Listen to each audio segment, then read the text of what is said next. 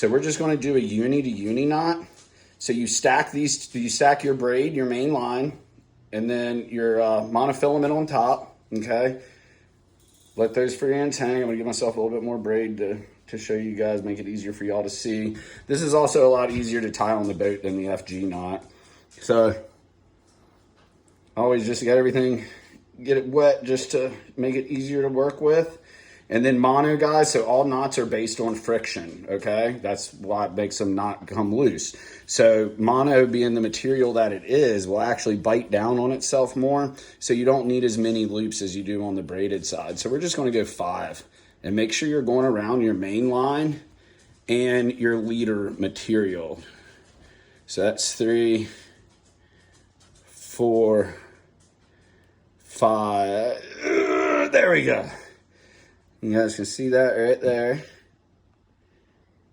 Nice and easy, right? So then we're gonna come right to the other side. We got our spit all over it. That's lovely. And then we're gonna do the same thing, except for this time, remember we talked about friction in the knot, guys. So what we're doing this time, since the braid is obviously a lot more thin, right? You can see it right there. It's a lot more thin. So we're gonna go 8 to 10 times, okay? If you're running like 5, 10-pound braid, you might want to try to go 11, 12. So, hey, whoop, whoop, whoop, whoop. So, guys, there we go. So, 7, 8, 9,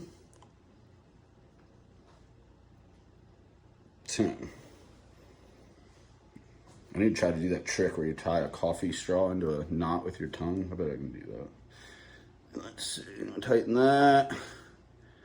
Then you're gonna tighten this down, guys. So if you look at that and see your braid there, and then look where your mono is. So make sure before you snug it down, that bottom piece right there, make sure that is not too big of a loop to where that will go through it. So you want that to bite down before it goes over top of that, if that makes sense.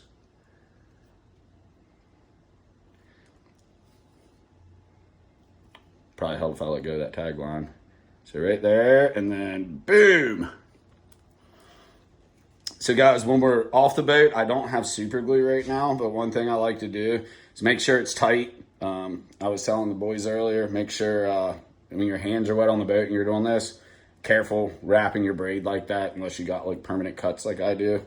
But that's what you want. You want to cinch it down. Normally we like to have super glue, and we would fingernail clip it as close as we could get and then put a tiny dab of super glue on top of it, okay? Since we don't have super glue, and this is also what I do on the boat, I just take I think it's your canine teeth, right, Eric? Mm-hmm. Canine. So I take my canine teeth and I create a crimp right there so you can see that. So what that does, guys, is instead of the safety glue, instead of the glue being your safety knot, guys, so what we're going to do is, so we created that tagline, or that whatever you call it, that width there, and just like that, guys, you got a tiny little piece left. And what that'll do is if your knot does start giving way at all, it'll catch and allow it to cinch back down. Then you cut your braided tagline.